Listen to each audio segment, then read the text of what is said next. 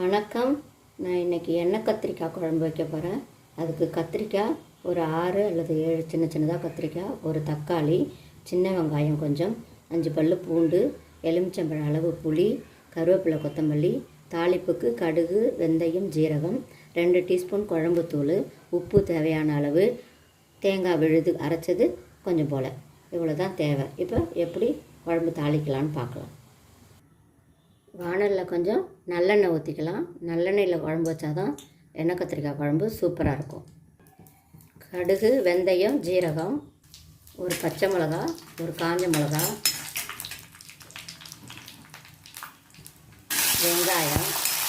வெங்காயம் நல்லா வதங்கினதும் தக்காளியை போட்டு வதக்கிக்கலாம். பூண்டு பல்ல 1-2 தட்டி போட்டுக்கலாம். கருவேப்பிலை, கொத்தமல்லி, உப்பு தேவையான அளவு, ஒரு 2 டீஸ்பூன் குழம்புத்தூள். இப்போது கரைச்சி வச்ச புளி தண்ணியை அதில் ஊற்றிடலாம்.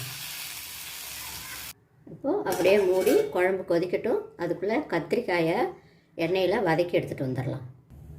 கத்திரிக்காயை வதக்கிறதுக்கு முன்னாடி கொஞ்சம் போல் இப்படி 2 பக்கமும் இப்படி கீனி இது மாதிரி கீனி வச்சு தண்ணியில் போட்டுடலாம். இது போல் கீனி வச்சுருக்கிற கத்திரிக்காயை இப்போது எண்ணெயில் போட்டு பொரிக்கலாம். வானலில் கொஞ்சம் எண்ணெய் ஊற்றி அப்படியே பொரிக்கலாம்.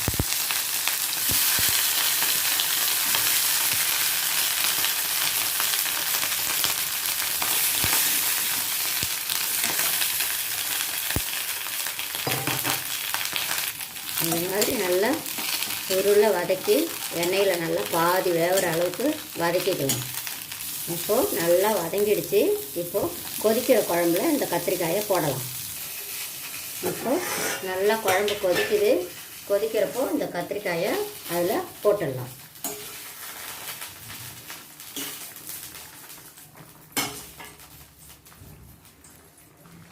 கொஞ்சம் நேரம் மூடி வச்சிடலாம். கத்திரிக்காய் நல்லா வெந்திருக்கு. இப்போது தேங்காய் சாந்தை ஊற்றிடலாம். ஒரு 2 நிமிஷம் அப்படியே கொதிக்க விட்டு வேறு பாத்திரத்துக்கு மாற்றிக்கலாம். அவ்வளோதான், எண்ணெய் கத்திரிக்காய் குழம்பு தயார்.